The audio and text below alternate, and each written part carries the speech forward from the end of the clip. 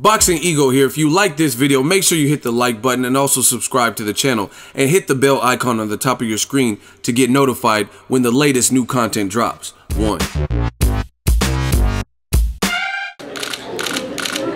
now everybody right here, please. Squad. Squad. Real squad right there. It's all in the same gym too. Same gym. That's what I said.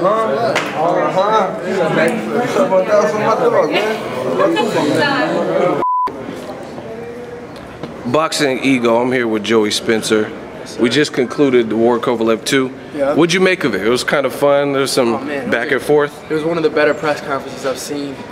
Very entertaining, both sides like coming back at each other. And, but what I could see was Kovalev was very, very antsy, and he seemed nervous and uncomfortable and very mad. He was upset. You know, Andre just seems cool and calm, and that's no bias. That's just what it was. You know, and he just.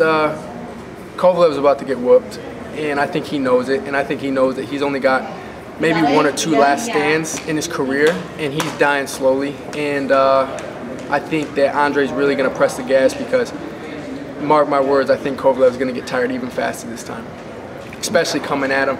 You can't go into a fight all mentally angry and upset. You can't. Any boxer knows you can't fight angry. It makes you tired, and he got tired the first fight, and he seemed more relaxed. So I think this one is coming in uptight is going to make him more fatigued. Definitely. And the thing I don't understand, but you're the fighter, so I want to ask you. Ward went 12 rounds with him, so people are saying he's scared now. If anything, wouldn't you be scared when you fought someone for the first time as opposed to sharing the ring for? He knows what his punches 36 feel minutes? Like. Yeah, he knows what his punches feel like. He knows what's coming, and people act like he got dropped like 2 or 3 times. You know what I mean? He got dropped one time. You know, it happens in boxing. He came back from it, and now all he's got to do is go in there and not get dropped the second time. If he could go throughout the whole fight, he got dropped early, and he went through the whole fight without getting dropped again. You think he's worried about getting dropped in the second fight? Now he's got 8 weeks to prepare. He's had since the fight to prepare on how not to get hit with that same shot. I don't understand people's mindset when it comes to this fight. If they think that, you know, people are saying like RIP and stuff like that. It's just ridiculous. I don't see it. I think that Andre's really going to come show out, and he wants a stoppage too. So we'll see what happens. Definitely. And they revealed at the press conference that he didn't get to do his road work because of maybe some injury. I don't know. They didn't declare. So he had an injury. They didn't reveal that until now, but he wasn't running. So how he was doing pool work and stuff. How important is the road work? Extremely important. You know, a lot of people. That just shows even more. People don't understand. So like what Andre's saying about all the excuses.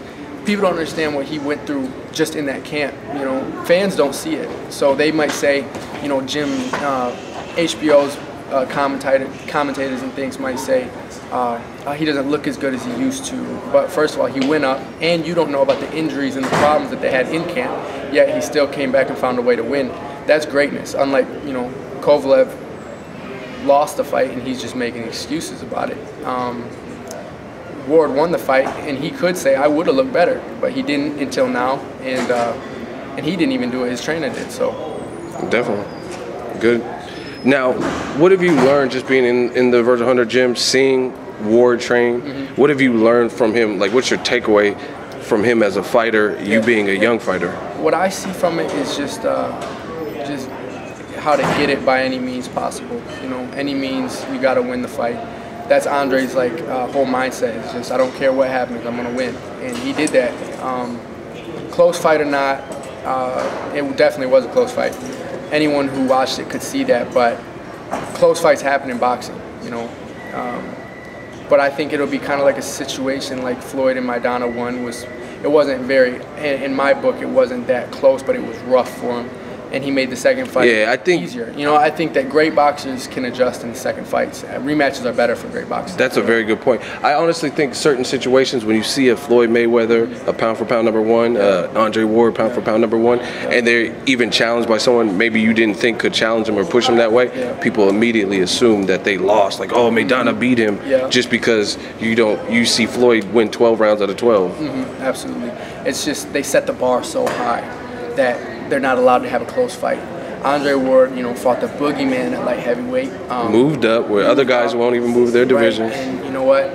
So he could have stayed at 68 and beaten everybody 12 rounds out of 12, but he decided to try and, you know, reach for greatness. He didn't need to, but he went up and fought the best at light heavyweight. So because of that, he was in a tight fight. It happens, and this time I'm sure he's gonna shine even brighter. Now, you said the fight was close. I agree that the fight was close. Would you deem this a robbery, that fight, like some fans? No, absolutely not. Listen, you got to look past the knockdown. This was not, I heard some dude who was supposed to be a boxing expert, I don't even remember who it was, but he tweeted, worst robbery since Pacquiao Bradley won. And I was like, are you, like, what are these people? It's bandwagon people that they see something. It's kind of like when people talk about, this is just my personal opinion, but it's kind of like when people talking about, the thing to say about Amir Khan is he has no chin. That's the thing to say. You know what I mean? And even if somebody has a suspect chin, they were talking about when Khan was about to fight Pacquiao, they're talking about, oh, rest in peace, because Khan has no chin. But wait, they've both been knocked out 3 times. You know what I mean? And Khan got knocked out by moving up, like what, 1 or 2 weight classes, fought 154 and fought Canelo and got dropped.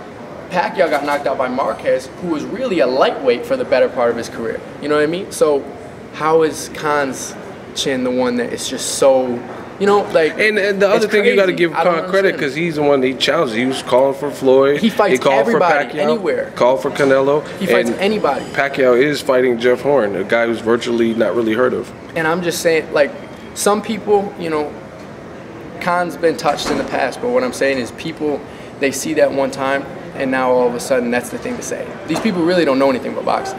They're just like, oh, he must have a suspect chin because people are saying that. So then they start saying it, and like, be yourself. That's all I gotta say is come up with your own things to say. Or your own observations, observations. And you might agree with somebody sometime, but then there's sometimes where it's so blatantly obvious that they don't have their own opinion, they're using someone else's. Clear, I call it recycling. Go watch the fight yourself, turn off the commentating, turn off the sound, watch the fight yourself and come up with an opinion. And you know what, do I have a problem with someone saying Kovalev won by a round, Kovalev won by 2 rounds? I don't have any problem with that, but when you're saying that it's the worst robbery since Pacquiao Bradley, it's just like, you gotta have your own mind, you know, you gotta have your own mindset.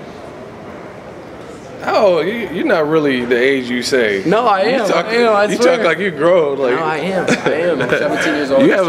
You have an adult mind. I guess that's what boxing does to you. You know what? It makes you think like an adult. You don't talk like, you know what I'm saying? I mean, you're still a young man, but I've had 2 educations. You know, I've had an education in the gym and in school. So, but I feel like the most important education that I've had is being around these fighters and seeing what it takes to be a champion.